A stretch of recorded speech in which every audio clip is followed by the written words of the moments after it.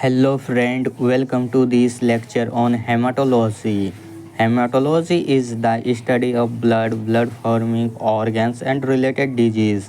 ये सब्जेक्ट बहुत ही इम्पोर्टेंट है मेडिकल लेबोरेटरी के लिए क्योंकि इसकी मदद से हम एनीमिया, इन्फेक्शन, ल्यूकेमिया और ब्लड क्लॉटिंग डिसऑर्डर जैसे डिजीज़ का डायग्नोस कर सकते हैं। सिंपल सा भाषा में हम लोग इसे बोल सकते हैं कि हेमाटोलॉजी एक ऐसा सब्जेक्ट है जिसमें हम खून और उससे जुड़ी बीमारी का अध्ययन करते हैं, जैसे कि पेशेंट की बीमारी को डिटेक्ट करने में लैब की सबसे बड़ी मदद हेमाटोलॉजी से मिलता है। और इसका मैं लिख दिया हूँ छोटा सा स्मॉल सा डेफिनेशन इन इंग्लिश, जैसे haematology study of blood forming organs and related disease. Okay, समझ में आ गया ना आप लोग को कि हेमाटोलॉजी एक ऐसा सब्जेक्ट है जिसमें खून और उससे जुड़ी बीमारी का अध्ययन करते हैं। Composition of blood, let's talk about the composition of blood. Blood is made up of two main parts. Do you know two main part? Plasma and RBC and WBC. Platelet is called a cell.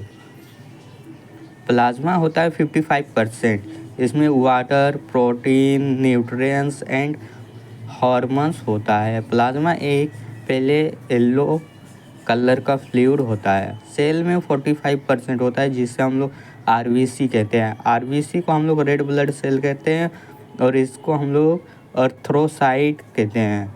इसमें हम लोग oxygen transfer करते हैं। WBC do you know white blood cell, leukocyte blood की defence system होता है ये, और प्लेटलेट थ्रोम्बोसाइट क्लॉट फॉर्मेशन में हेल्प करता है। और फंक्शन ऑफ ब्लड के 4 मेजर फंक्शन होता है। एक होता है ऑक्सीजन, कार्बन डाइऑक्साइड, न्यूट्रिशन और हार्मोन ग्लैंड्स। ऑक्सीजन लंग्स से टिश्यू तक ले जाता है और कार्बन डाइऑक्साइड टिश्यू से वापस लंग तक ले जाता है। न्यूट्रिशन इंटेंसिटी के बॉडी सेल तक सप्लाई करता है और हार्मोन ग्लैंड से टकरा के ऑर्गन्स तक पहुंचता है।